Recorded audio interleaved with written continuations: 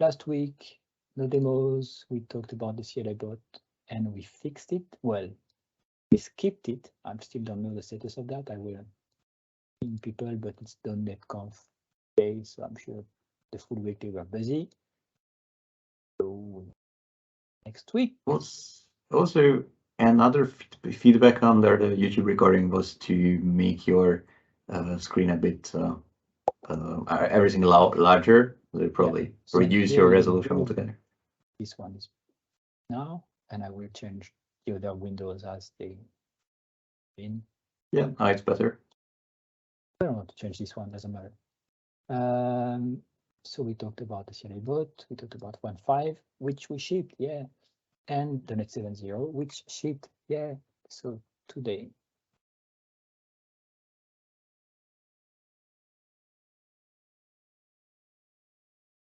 With a demo about UI testing. I finished working on integrating it. Testing. Topics. 1.5 release. .NET 7.0 release. And a few lines about the YesSql issue. About what? It's just a minor topic about a minor about a YesSql issue. Yeah, your sound was not good for some time. I understand. Yes. SQL. Okay. Any other demo?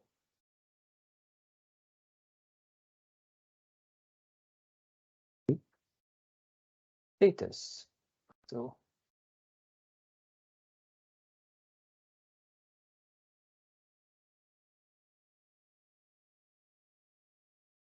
this Orchard 1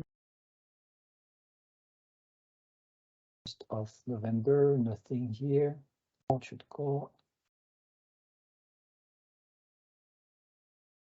of November.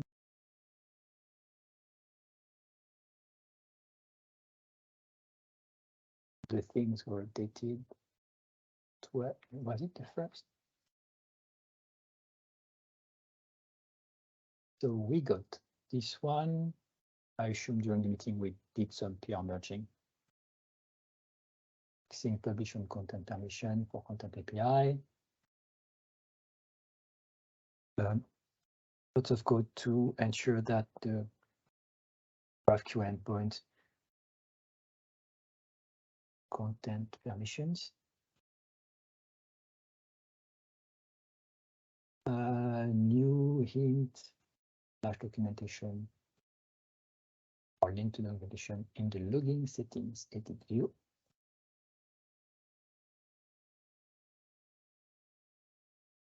Facebook.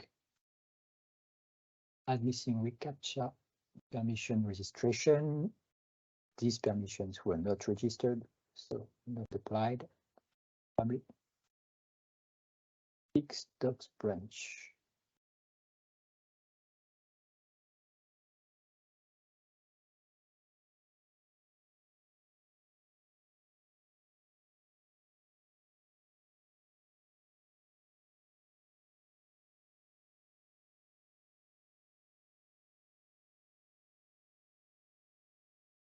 I'm used. Okay, this is just the thing that is okay. This is generated. This is static files generated. This is not GitHub URL. So this is static files generated. So that's the correct link. I wonder where it was going before. So now it's going there. And before it was going nowhere. So I believe it's better. Good. MK docs update. All the updates, MailKit, MimeKit, ZString. ZString. I'm like, what can you do on ZString to make it better?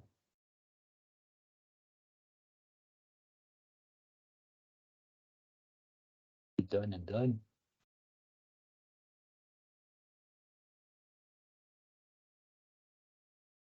I believe this is big enough, but this one needs to be zoomed in. Control plus.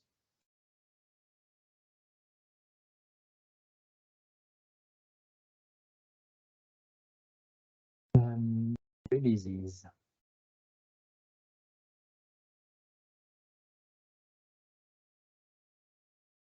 Yeah, immutability. That's it, and the new workflow. So doesn't matter for us. Nlog web API core, Azure.Storage, update publishing releases notes. Okay. Monaco-editor update, MKDocs update, material update, changing ViewContent to ViewOwnContent because in this context, because it's a type and not content item, then this has to be ViewOwnContent and not ViewContent. That's what Mike explained us last week during triage. Remove extra spacing around editing content, so some cleaning extra spaces fixed. Keep IDisplayManager backward compatible. This way, when you have a NuGet package that targets 1.4, there is no breaking change. It will still work. At runtime, main change being in the interface here. So 1.5 contains these new properties, and then these ones, which were the old ones, now called the new one with the default value. So no breaking change in Mirage. This is interesting. This was reported by Mirage, I think, yeah, that the templates, the previous version were not using the correct version, solution you get, but the preview version. And the issue was that in our release script, when we have a build step, because we are not passing the version, it will use -preview for the build. And then when we do .NET Pack later on, see that here, test pack, we pass the version, but this will just set the version for the package itself. So what's happening is, and maybe also the DLLs, but the issue is that during this step, some template assets are generated, and they need the version for the templates to know which version of Orchard it will generate the template with. And it will use the 1.5.0 preview, because at this time, we didn't set the version. So this fix here will force that the template files that are generated are also using the version that will be used when we pack the things. So that will be, maybe make things easier for the next release. It made it for the current release. Scrollspy is not working with the agency.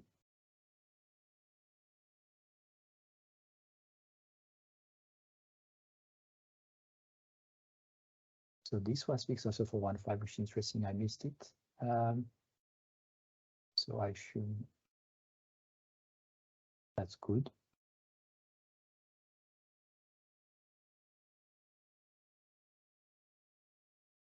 But we saw the issue on clear during triage. NodaTime update. Just want to check if these kind of updates, they are also just for like new time zones, because someone decided to change the time zone in the country.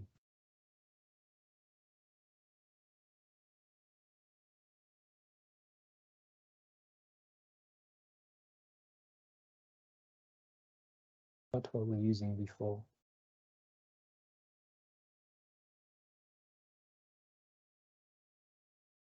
.3.14. Changes since 3.0. But at some point, I did a 6.0 target, which is good, which means usually less dependencies. These are new also, okay, we don't use them. Okay, nothing special for us, I believe. Release 1.5, the branch was merged. documentation update, migration, release notes, version updates, then fixing some versions in the README, re-updating the versions in the command prompts now to generate preview builds with 160. And you see that's the preview I was talking about. So the version suffix was added dash. So here, the version suffix was added. And what we used to do in the previous release was to remove that, then merge and put it back again. Now the build script won't care about it. When we release, it says, no, I don't care about the versions here. I'm using the ones from the tag. Sorry, just as you started to talk about the preview being handled automatically, your voice got a lot louder. When I talk about what? About the preview. So I shouldn't talk about preview? Probably you should continue talking about preview because your voice is really loud now, so that's good. That's weird. It was like flipping a switch. It didn't switch for me. I don't know. Really? Okay. Okay. Seems magic, like automatic noise reduction, or maybe because there is some background noise that starts. Oh, maybe. Okay, I don't know. Maybe also because the cable is scratching on my shirt. But I see some background noise in my room, so maybe that's triggered something. Okay, so that's me. Updates for documentation and release note updates. Yeah, to let people know that this module has changed. Good. Okay, who's next? Who's next? Let's see. Zoltan. Yep. I would show some updates related to integrating UI testing into OrchardCore. This is not the first time we are talking about this, and this has I started this a very long time ago, but now it's taking shape. So I would like to have some feedback. I would like to ask for some feedback, and also whether I should actually finish it up. So we are talking about this pull request and UI testing with Selenium and in .NET and with our library called the Lombiq UI Testing Toolbox. There's already UI testing under the name functional testing in Orchard with Cypress. This is a bit different. This is not using these tests are not run or not written in JavaScript, but in .NET. They use different underlying libraries for browser automation, and what's being tested here is a little bit different as well. I implemented everything that was in Cypress before, and there's a lot more now. So you can check out the progress here as well.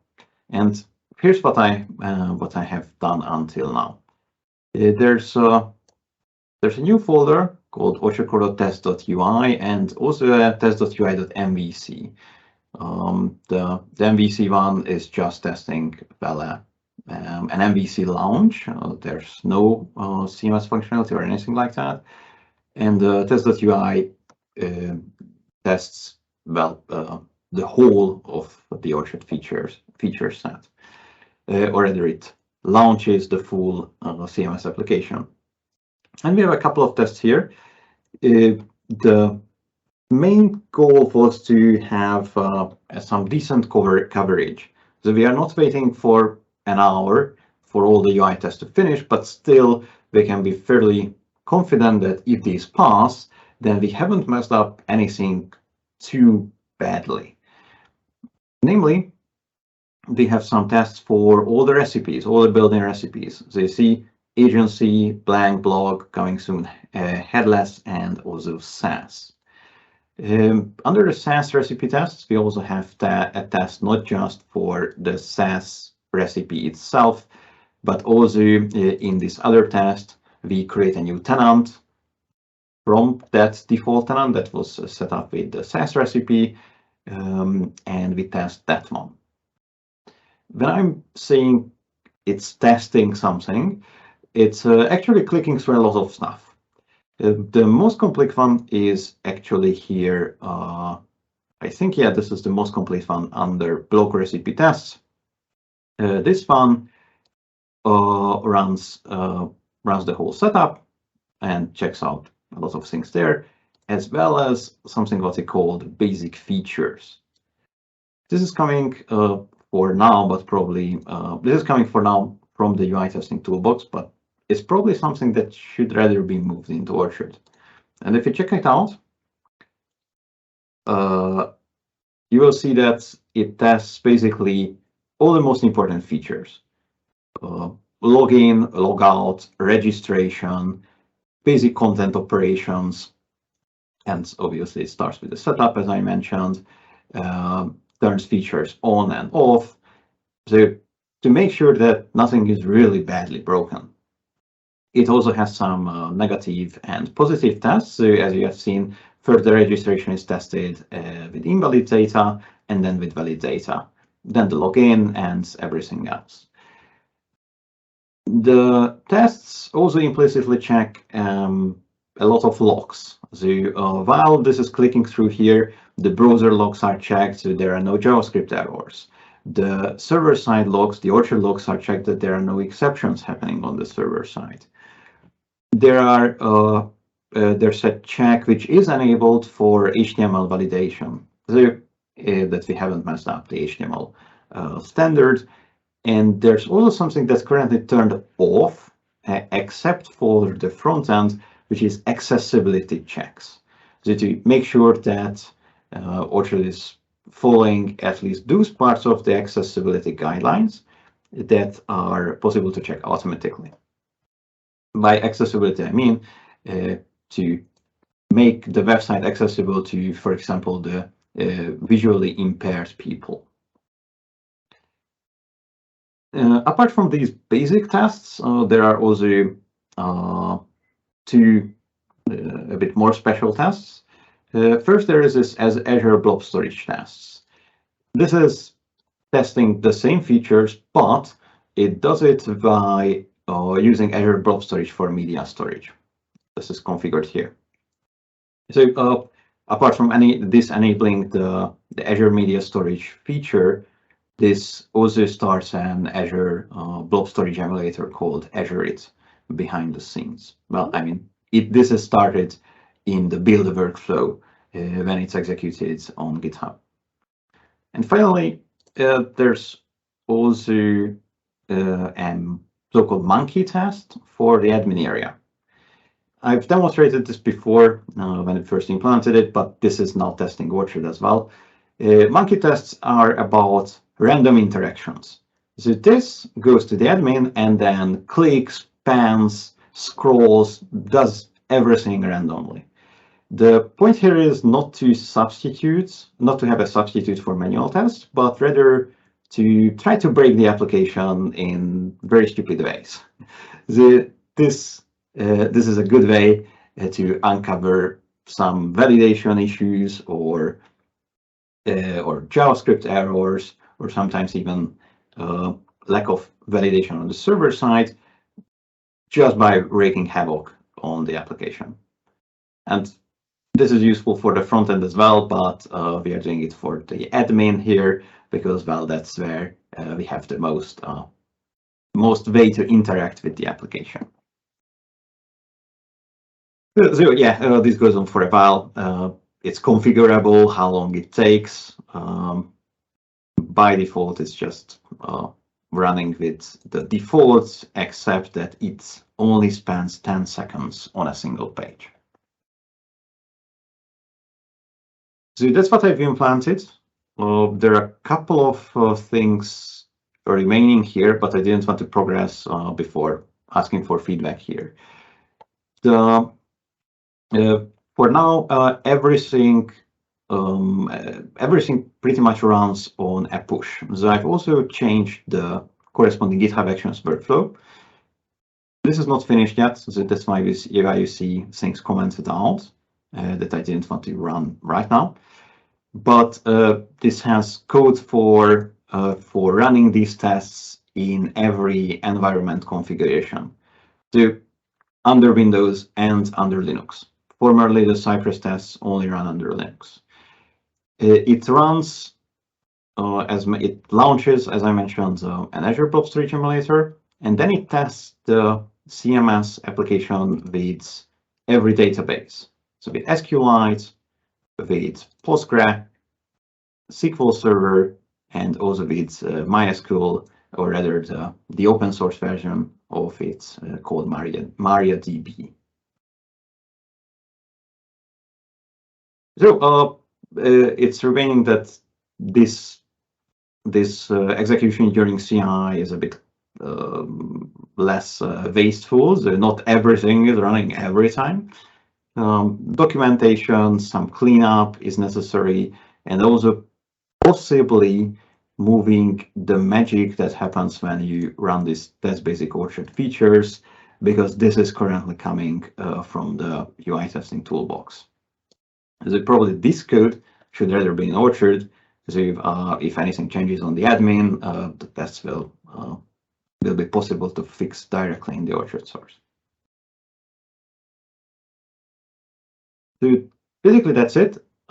This is not finished yet, but the first question is, do you think it's a good idea to finish it and to have this instead of Cypress tests?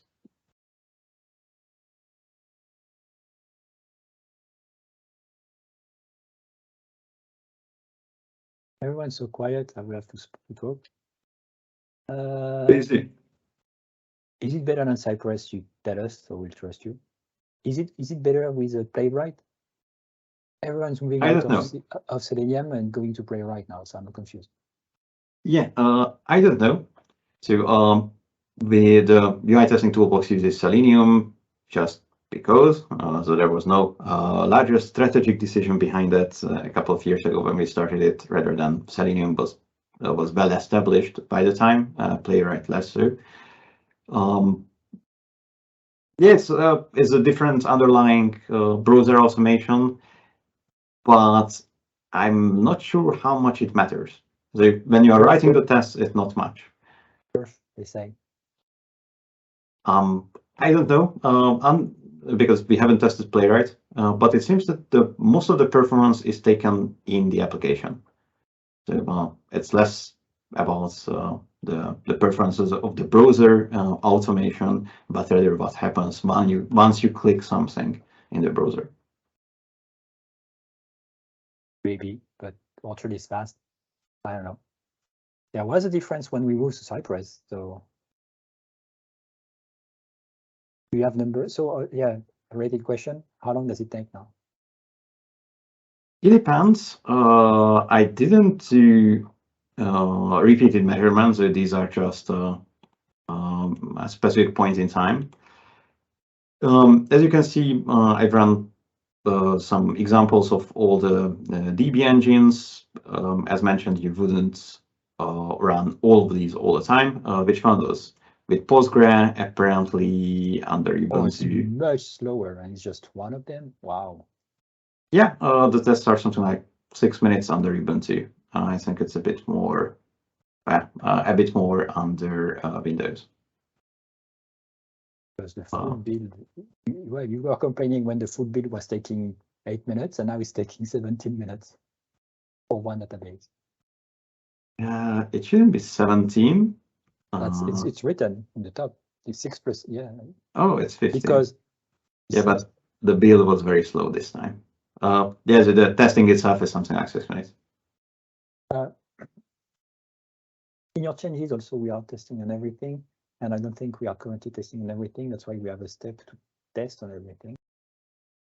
We have a specific workflow to say test all databases, because we don't want to do that on every PR. We just want to test in SQLite, because we don't want to test the database itself or the code for the database. We assume that we would just check for SQLite for failures, and then sometimes we do a full functional test on all the databases. Are you still keeping that? Yeah, I would make that sometimes also a bit formal. So that's a question. Obviously, we shouldn't run all of these all the time for every push. But I would run this test suite, what we are looking at exactly is the SQLite ones, at least under Ubuntu, probably also under Windows for pull requests.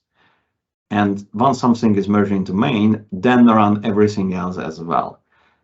Because then while the feedback loop is longer, and probably you have to, yeah, but it's still automatic, and nobody has to wait for that when something is pushed to main. Mm-hmm. For the pull request, yes.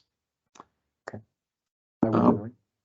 Also, it's a question whether we want to run all of these tests under a pull request, even for SQLite.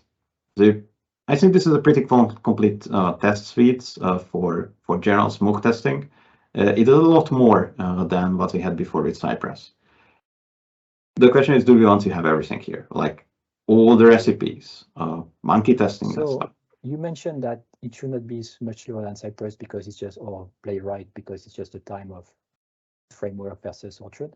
But I see a big difference here is that every test is really binary and then seems to reset up everything, because I see a single test like taking a minute from your window. Might I see on your screen? And I'm pretty sure in Cypress we were using some previous state, like it was more like a flow of tests for a single deployment sometimes, just to optimize the speed of the test. Like we don't need to reset up a full tenant just to click on the link. No? Yeah. And that's a good point. And that's what we actually use in our own tests. I don't think that was the case with Cypress test, by the way. The reason why this is not happening here, what the UI testing toolbox can do is that it can take a snapshot after setup. So if you run multiple tests, for example, on an application that was set up with the blog recipe, then you just run the setup once and take a snapshot. Well, a snapshot will be automatically taken, and then everything else runs from that. So it's a bit faster. Why this is not happening here is because of two reasons. First of all, there aren't really many tests that use the same recipe. Pretty much all of these are different recipes, needing different setups. There are, I think, like 2 exceptions using the same recipes. And the more important part is that we only have this snapshot support for SQLite and SQL Server, not for Postgre, MySQL. I could do it in a way that that snapshotting is used for only SQLite and SQL Server, and the rest are thus slower, but we don't care that much because that's only run on main pushes. For now, this is not the case.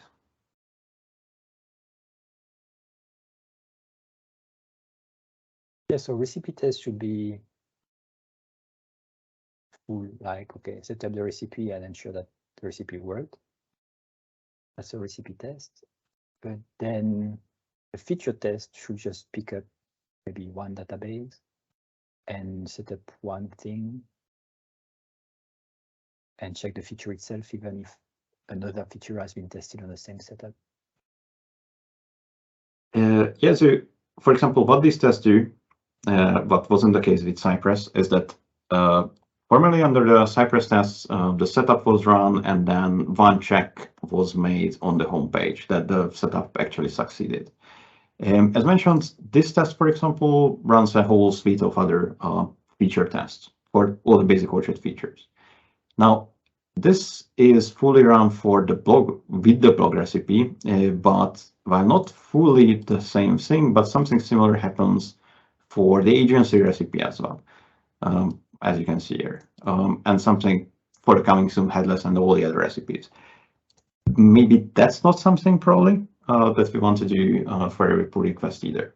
I think we definitely want to do this again on main pushes, because these recipes can be broken in different ways, but perhaps not all the time.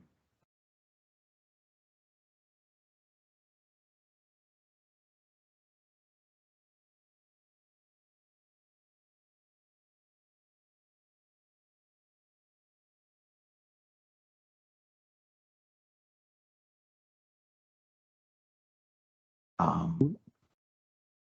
does that sound?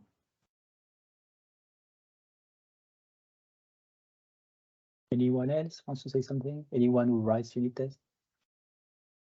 Functional tests?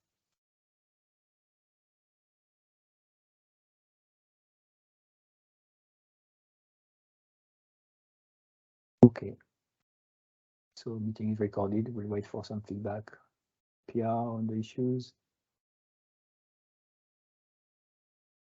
All right, let's see. Let's pause it then. Thank you. Thank you.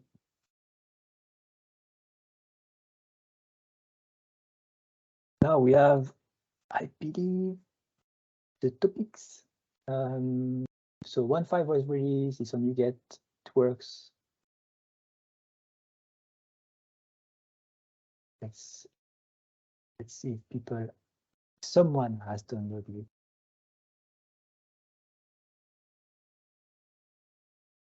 Yes, someone has downloaded it. So that's good. I didn't check for issues actually. Did anyone mention issues with that release?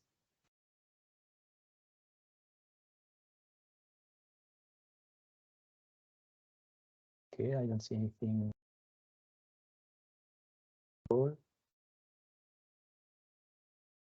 Issue.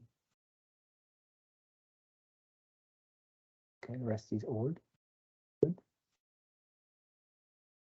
The Net 7 has been released, so now we can work on the Net 7 PR and make it work and move everything to Net 7, probably by default, and still keep the 6.0 because 6.0 is an LTS. 7.0 is a standard term support, which means it's smaller, 1 year support. The other one is like multiple year support. So we'll target the Net 7.0 by default, but we'll also ship the Net 6.0 as a backup. And only version for releases. So all the development will be done on the Net 7. So this will be the new default. So when you open Visual Studio, it will only build for the Net 7. It's just for shipping and packages will also build on 6.0. That's what we did for 6 and 5. And there is already a 7.0 branch with updating the templates and references and libraries. That is there and that passes all the tests like request.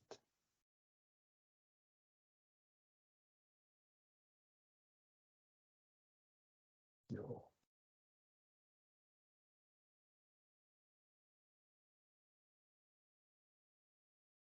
Yes, obviously some conflicts in the build scripts because this one had to update the build scripts. Yeah, so this was just a test, Net 7.0. This is a default, but we need to support 2 targets, Net 7 and Net 6. Default is used when we open Visual Studio. There should be something here that says if we are from inside Visual Studio or the shopper, meaning writer, then we use a default target framework. Otherwise, we will use common target framework, which will have to be Net 6 and Net 7. I believe this will work also on Net 6. That it's not really related to a 7.0 package. I hope not. Yeah, now there will be RTM also.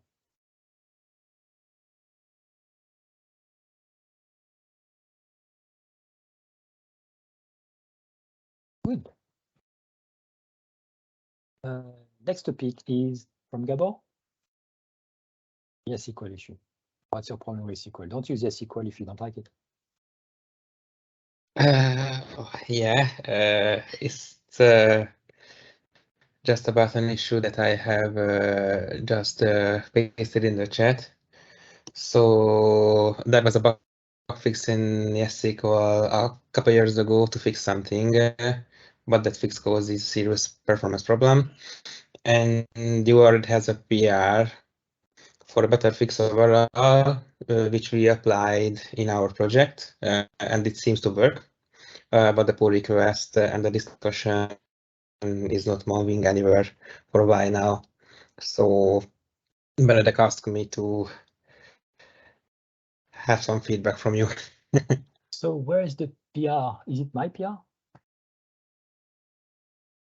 There's a branch, there is not a PR. Did you? So you mentioned a PR. Which PR? Yeah, and This one?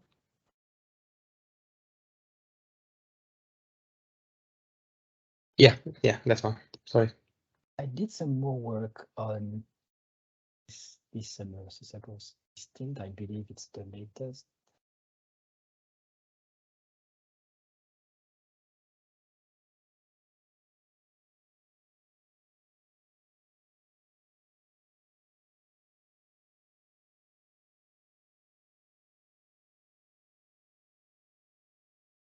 Document.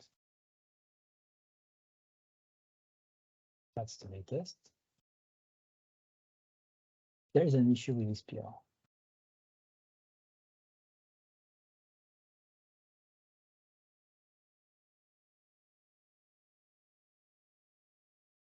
There is an issue with this PR. I need to remember. But yeah, there is an issue with this PR. That's why it's failing, because I added a test to show the issue with the PR.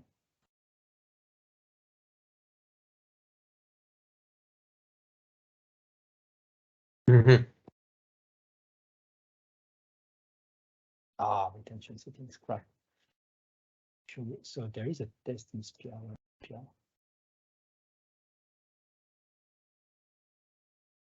PI, goodbye. Yeah, so the issue is that when you load some items, there is a distinct that is applied, and it might break some queries. So there are more tests to show the issue. So group by document is probably to a backward compatible method, just to have the same behavior as before. So this we don't care.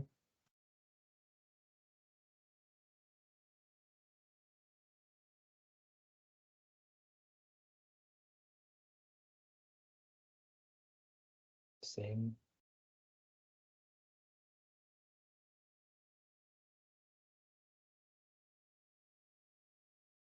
Yes, should return single document. It's been renamed. Unless there is one. No, has been renamed. Should return distinct document. The inner join with the index returns two records from the same document. You should return this. Should return single document.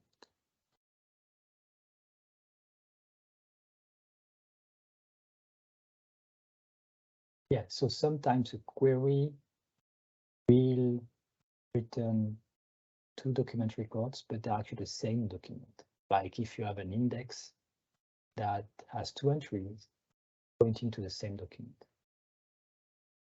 And then because there is a distinct, you get a single document. That's what you would expect. It might also break the count.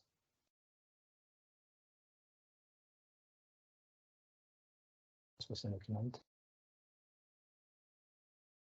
And in this case, you explicitly call my document. So maybe the idea is that it's not doing that anymore by default. You have to be explicit if you want that behavior. But there is a test that is failing. Maybe this one is failing actually. If you return non-unique results with option, it's the option.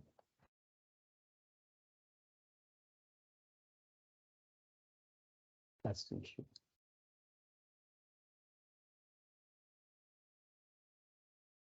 This paging.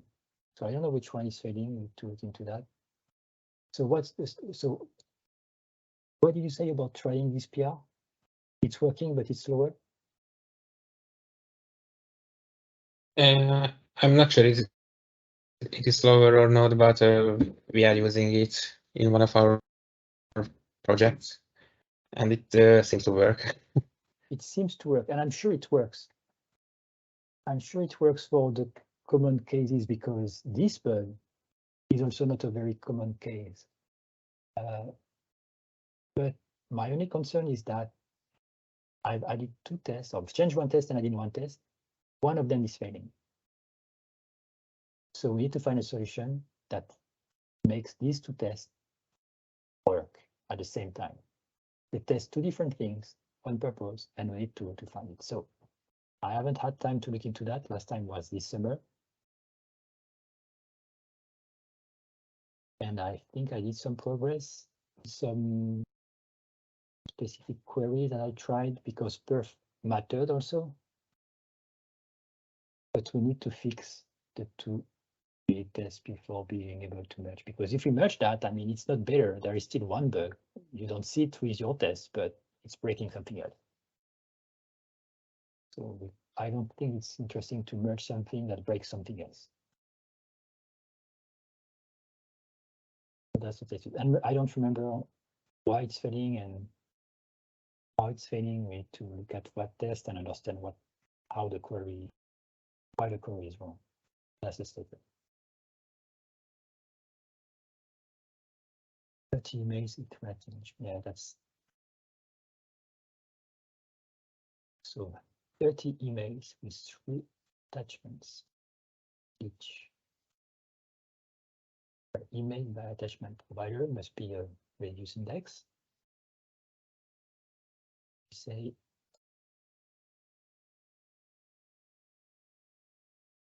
yeah, the issue also with paging. Yeah, that's probably an issue with paging. And maybe also some queries could be converted into, maybe there is an issue with subqueries, the way it's done, maybe, because I didn't know about these CTE queries before, so maybe that could be a solution to do. And to optimize, not to optimize, but to fix the grouping issue.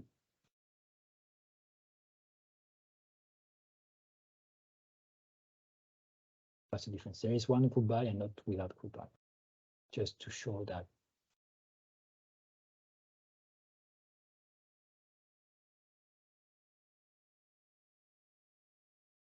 Yeah, to check how many unique documents we have in the result. Because if you don't call group by documents, you might get the same documents result. And that will break the paging because you want 10 unique documents. You don't want 10 identical documents. Here, you see here, we have 2 attachments with a doc extension. So when we say, give me all the documents that have an attachment that ends with doc, you expect 1 document for these 2 results. But in some cases, you'll get 2 documents. That's the bug. And by saying group by document, then we'll get 1 document instead of 2. That's what you would want to get as a result. But today you don't get it. So by calling group by document, you say, give me 1 document instance, not 2 of them. The same thing. And that's where paging matters, because you want 10 documents, not 10 or 5 times twice the same document. Done at the database level. This one is done in memory. Yeah, problem. So here, unique documents should be 10, and then there should be 30 single documents. But when you group by, it should be 10 and not 5. I assume that's, so either this one fails because there's a 5 there, or so here. Yeah, and this one also is very interesting. Skip 20, take 40, same thing, just to be sure that the paging works correctly, that the same document is not counted twice. So when you say skip 20, take 40, because there are only 30 documents, we should get a 10 after the 20. So we should get 10. So yeah, someone needs to run this unit test again on this branch, see which one is failing and try to fix it, or to comment on the issue with what query is wrong and what query you might want to distinct what I did unexpected. Okay, thank you. That's the issue I'm trying to fix. Yeah, and this user pinged me this summer, and I worked on that again, and I made some progress. But oh, so no, yeah, I worked this summer, I think, or maybe just it was in February. But after that, it was this summer. But yeah, this must be true. So it must be in February.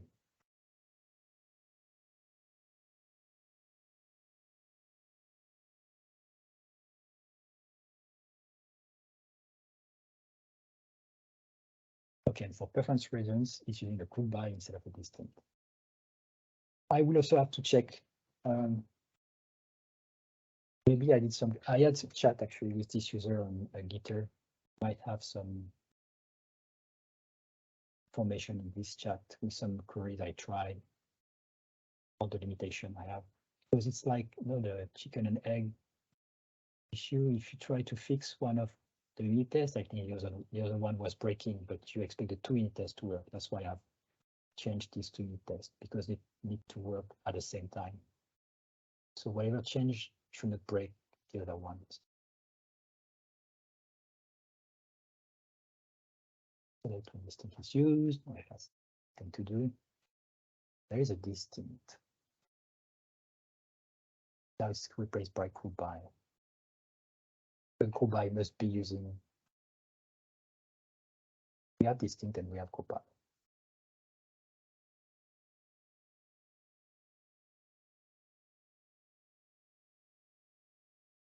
Because here, when here we return two documents. So yeah, that's the issue. It's you have twice the same document because they have the same attachment. They have a valid attachment, but you usually want one. But even that might need to be the default behavior because that's what you expect. But if I made it this way, there is a reason.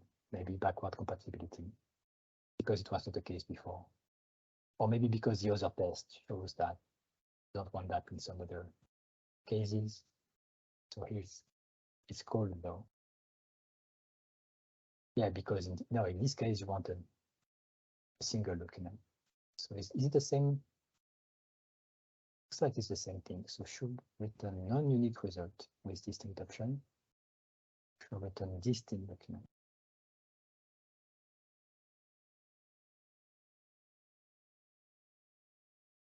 So this one is testing this option.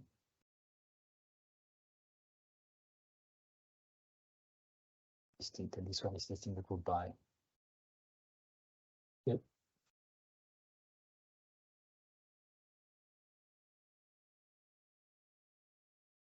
So yeah, so if someone can try and see which one is failing and for what reasons, and maybe it will explain, it will give a hint on how to fix it.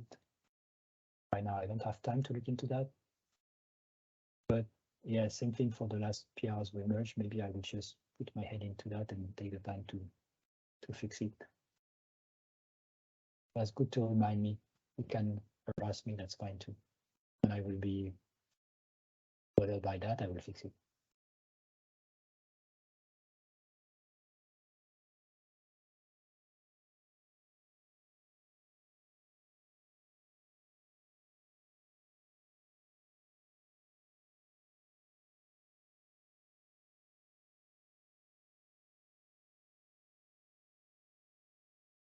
So yeah, so if you say it fixes your issue for sure, but there is another bug. And unless you prove that it's fixing the bug it's supposed to fix, and the other one is like doesn't happen as much as the previous bug we were fixing, so it might be worth still merging this PR till we have the fix for the other issue. But I believe there were the two of them were important. So mitigation is also to merge it but not ship it. So I have it on a branch that is shipped on MimeKit at least.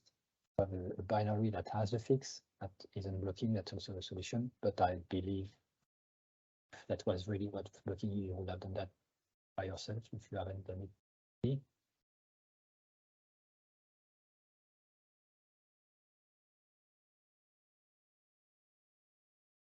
there is a perf impact. Well, I assume this is a perf impact, so this is fixing a perf issue.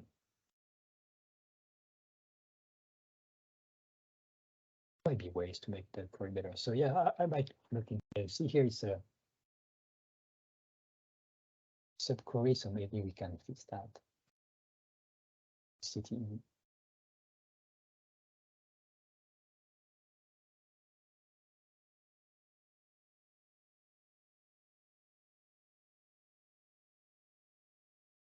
That's probably what the solution could be. Okay, I will try that. If I don't want to block anyone from trying to fix that.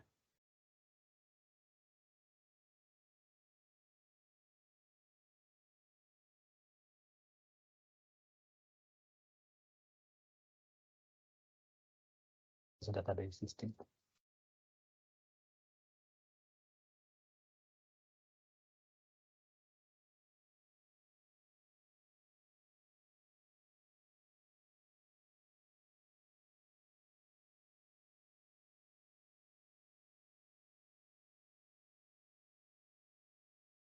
Pretty sure a first query on the document ID. And having just a distinct on the document ID.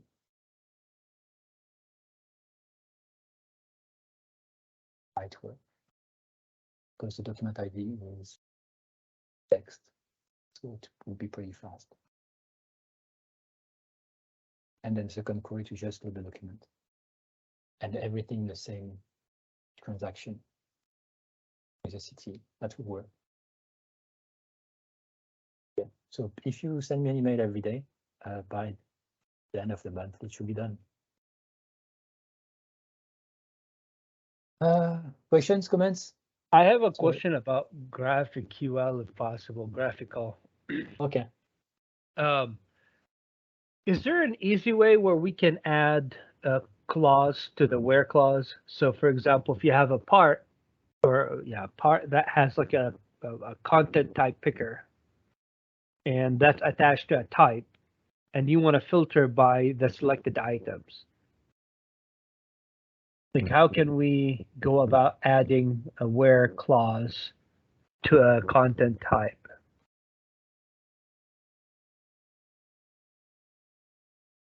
And you are talking about GraphiQL. Correct. Using the exporter, you know how when you build it, it has selections from the side where you can say where, condition, or whatever. So I'm wondering, how can we add a condition that say, hey, give me all the content type where content part that has a field picker or content type picker equal this ID.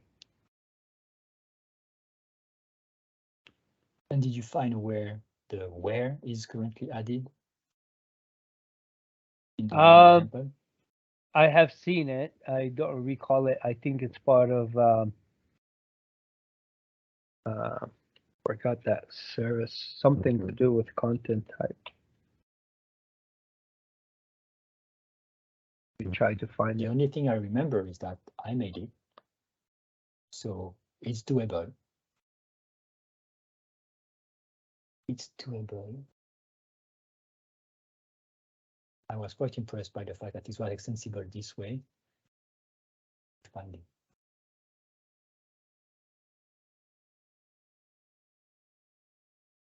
Yeah, I'm not sure anyone here remembers about how to do that in GraphQL. It's not a graphical feature, it's just GraphQL metadata that you need to add. Then so GraphQL, where is GraphQL? Probably we should build a feature that exposes the SQL field indexing capabilities via GraphQL, because currently you can't filter for fields unless you implement a provider for that. So the raw SQL, or the SQL queries, you mean, or? The point would be to be able to filter on field values, content field values from GraphQL without having to implement anything custom. The indexed ones? And yes, I would do that because it has to be the indexed ones. But yes. So the SQL indexing is not exposed to GraphQL. Yeah, I don't think so. Okay, well, that should be doable because it's just a flat set of columns to add. Yeah, I'm pretty sure that, yeah, that shouldn't be too hard to do. Why don't I see the question module?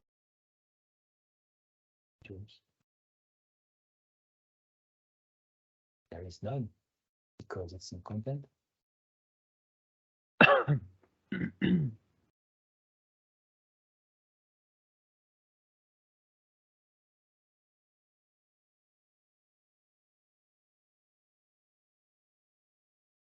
I have no idea where it is.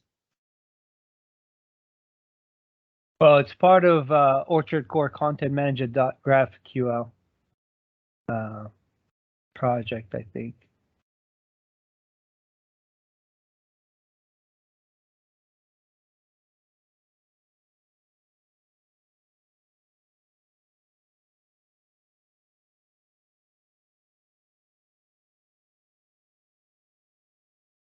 Content items field type.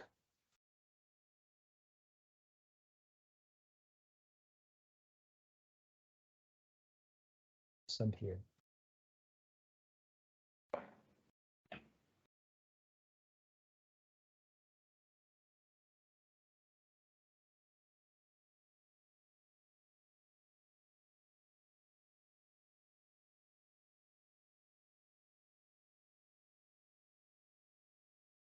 Filter where arguments.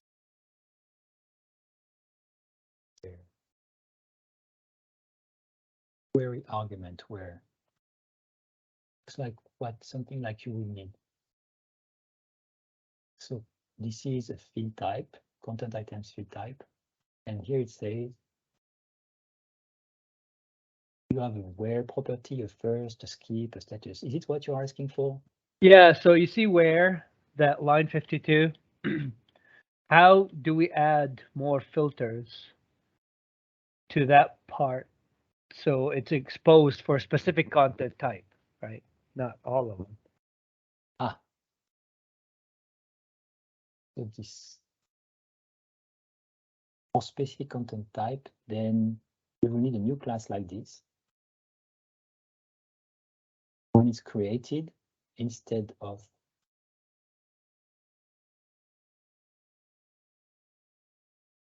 so query arguments.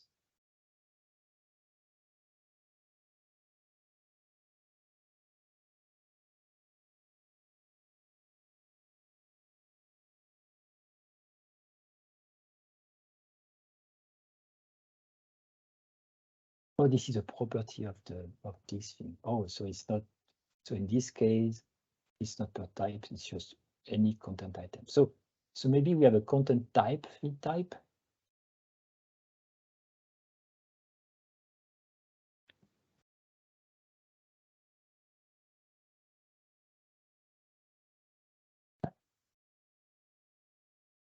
So we have GraphQL content type option. That's where we keep track of the options, or that's how we can add options. I see where it keeps track of parts, but I don't see a way to add fields.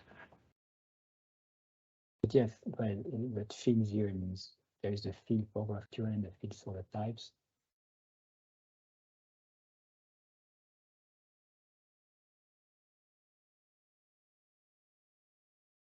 Content item, content type query.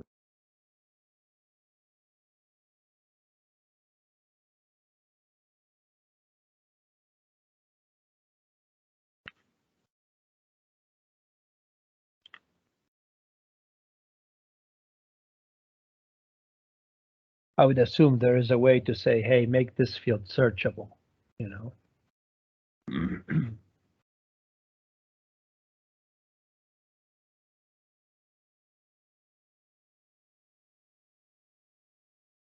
And when you mention for part, because a field is attached to a part, so that maybe it's related to what Sultan was suggesting.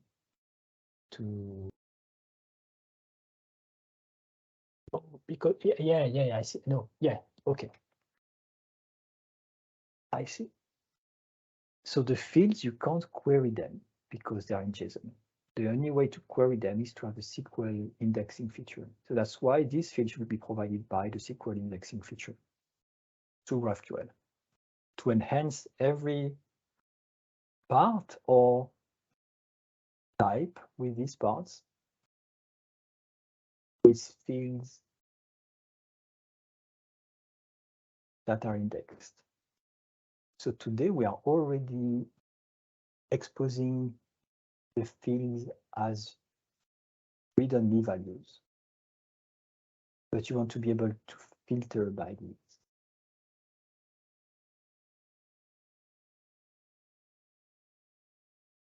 Per type. So I Like see if you think about it, like if you have a content type called car, and there's a content picker for color, and and then you want to search all cars that with the color black.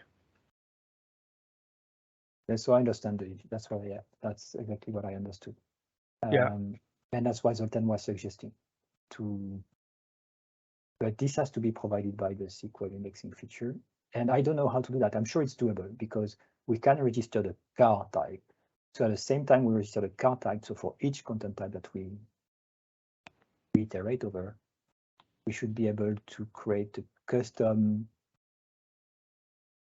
thing like content items field type, a field type like this, but for each type. So it might even be generic type, dynamic generic type, but I'm not even sure it has to be a dynamic generic type. But for each of them, we should be able to register some where arguments like this that can take the fields to question, and then just add a constraint on the table with the field indexing SQL. I don't remember how to do that, but yeah, that's if someone can help.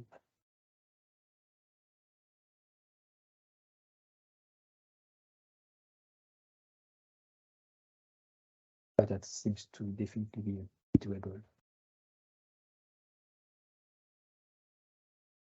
Is there a out of the box? Is there a more robust way to querying data through API? SQL queries. But robust way, the best one is to create your own API and do whatever query you want with the REST APIs, with the filters inside. Like you expect a specific set of properties and you do your query and you return the documents. Then if you want something from the admin, it will be SQL queries, where you can again take arguments and then it will be abstracting for a database. And you don't have to code anything, it's just in the admin, SQL queries. And every SQL query can be exposed as an API, as a REST API.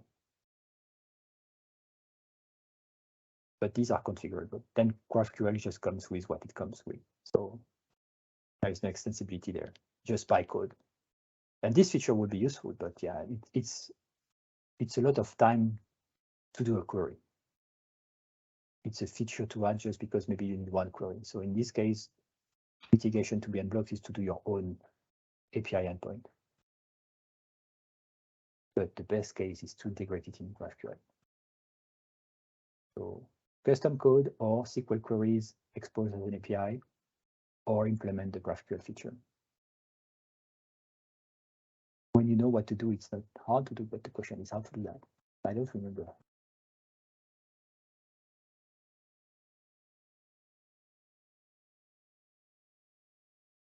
So yes and no.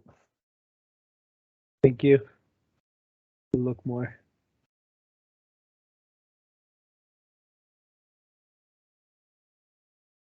Any other question I don't have the answer to?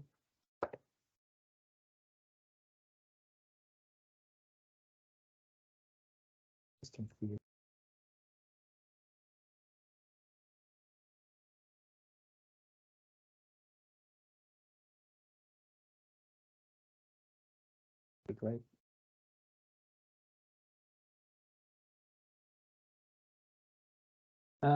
Good. Well done. Thanks everyone. See you on Thursday Thank you. or next week. Bye-bye. Thank you. Bye, everyone.